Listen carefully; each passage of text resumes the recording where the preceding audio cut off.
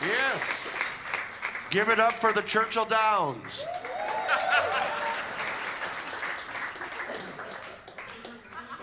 Carol and the Churchill, sorry. Good evening, I'm Dan Barth, and happy to be here with you. Speaking of spooky, I grew up in Howard Lake, Minnesota. Population 961. We did grow to 982 during the summer when the cabin opened.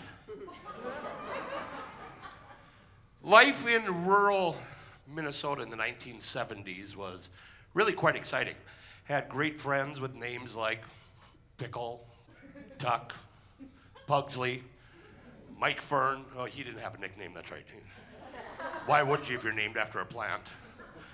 So, if you ever saw the movie Stand By Me, we were kind of that style of mischievous kids. But as you grow up, it becomes apparent that you're going to need to find a job, make some money for the Wright County Fair, and go to the Five and Dime. That's like a Walgreens with a fountain. I know, I'm old. So, we were from the wrong side of the track, so finding a job was difficult, so we had programs. So, you know, we were what you'd call today welfare kids. We were the ones on the first Tuesday of the month would run down to the local Great River Regional Library to pick up our government cheese and butter and undrinkable powdered milk. They always sent us kids because, you know, it wasn't the most glorious thing to do, so the adults didn't like it. So they had programs, and they found us jobs. Well, when you're 13, the choices are quite limited. So all of us low-income kids became children of the corn. We were detasselers. Now, for those of you who don't know what detasseling corn is all about, let me tell you, it's the most horrifying thing in the world. Now, you gotta remember, this is the 1970s, long before mechanical detasselers. Oh yeah, we had a tractor, but only the boss got to drive that. So imagine all the neighborhood kids walking up and down the rows, picking tassels, picking tassels, picking tassels. It was god awful. And you know what the worst part about it was? The corn, the leaves coming out of the stalks were sharp, and they would cut you as you go by. So when you got home at night, you know, it looked like you'd been running heroin for about 7 years up your arms. It was just horrible. And you know, corn talks. It does. If you ever stand in a cornfield, the slightest breeze, and you can hear conversations going on as the leaves hit each other. And they say that you can hear the ears grow. It's true. After it rains, it's like it's emerging like a clam opening in the water. You probably haven't heard that. You got to be a scuba diver like me.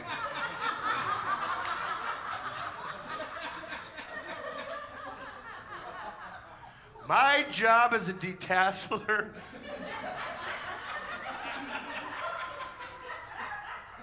lasted 6 whole hours. I needed a new job. So they send me to the sewage plant. Oh no, this was a good career move. Now, for those of you who are not familiar with how the sewage industry works, let me explain it to you a bit.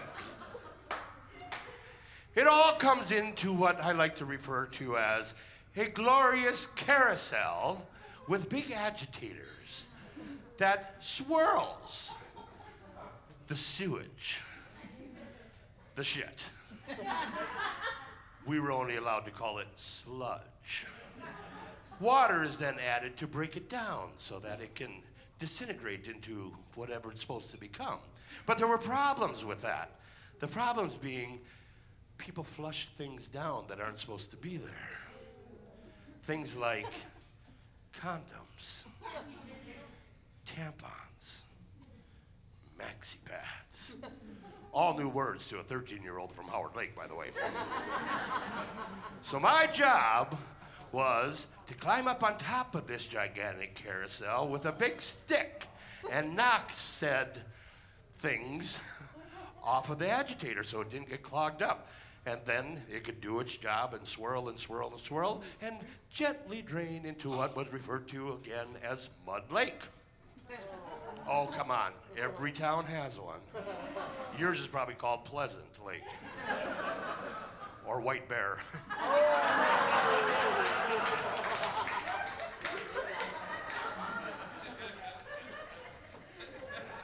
So I finished out that summer as a sewer rat, and I kept thinking, you know, next summer I want the golden jobs. I want the better jobs. And the best job was to be on the groundskeeping crew with the city of Howard Lake, because you got to ride a lawnmower and mow the parks and prepare the ball fields. And if you got really lucky, the granddaddy job of them all, mowing the lawn at the Howard Lake Cemetery. Oh, I wanted that job so bad. Year number 2, 14 years old, apply for the WIP program, Workers Incentive Program. I don't know what they were incentivizing us for, but we got the job. I interviewed with A.B. Hintz. A.B. Hintz was 74 years old, didn't look like a day over 92. Spoke with broken German. He interviewed me. Now remember, the groundskeeping crew at the Howard Lake Cemetery consisted of A.B. Hintz and me. I got the job. So excited. First day of work, jumped out of bed, ran up. It was only about 4 blocks from my house to the cemetery. Went to the back of the cemetery where there was this old shed made out of field rock with the cement. Probably been there since the 1880s. Opened up the door, and there was a beautiful blue 52-inch cutting circumference radius thing. Riding lawnmower with no steering wheel. It had remote controls like a bobcat. You ran it up and down and up and down. And let me tell you, the learning process was really extensive. A.B. was not a good trainer. So if he did this, you broke the belt. We went through a lot of belts early on. But when you finally learned how to control it, you could actually turn on a dime. Now, I had never heard that term. I didn't even know what it meant.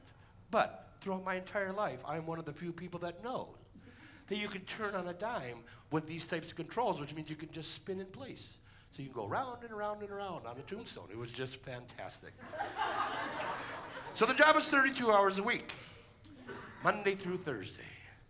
You're probably sitting there wondering to yourself, why would it possibly take 32 hours to mow the lawn at the Howard Lake Cemetery? Well, think about this.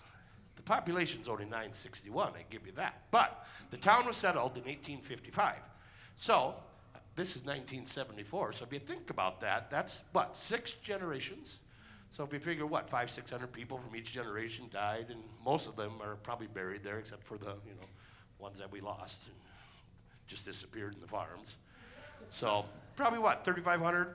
Well, to be exact, when I mowed lawn at the Howard Lake Cemetery, there were 3,221 tombs, gravestones, or markers. So it was really quite fascinating. So the Howard Lake Cemetery process for mowing the lawn was really quite basic. You'd start at the north side, go to the center side, and then to the south side. Now, I don't know what the reason for this is, but the center of the cemetery was the old section, built in the 1860s. So it had all of these grand tombstones dating all the way back to the Civil War. I remember there was this one. It was carved out of stone, but it looked like a tree. And so it had all the bark carvings in it, and then it had a couple muskets coming out of it, and horns like from deer and elk and everything, you know. I couldn't read the name on it anymore, so I would go by there and mow it. You know, in my brain, that's where Daniel Boone was buried. And it was awesome. And to this day, whenever I go back to Howard Lake, I typically drive through the cemetery just to look at that stone, and it's still standing there. It's amazing. So the center part was the old part, trees, 100 years old. Then, when that got filled up, they opened the north side. And that would have been in about the 30s or 40s. So that section was maturing. Trees were 50 years old. And when that got filled up, they added the south side. And that had only happened about a decade before I got my job mowing lawn up there. And you could easily tell that it used to be a cornfield. And as a matter of fact, the cemetery board in Howard Lake purchased the land from the farm that was adjacent to the cemetery, which was owned at that time by Bob and Margaret Warnke, was their last name. So it was really strange when you were mowing there, because you would stop the cemetery right here, and all of a sudden the corn was right there. It was literally the border. And you could see the Warnke farm across the field from there.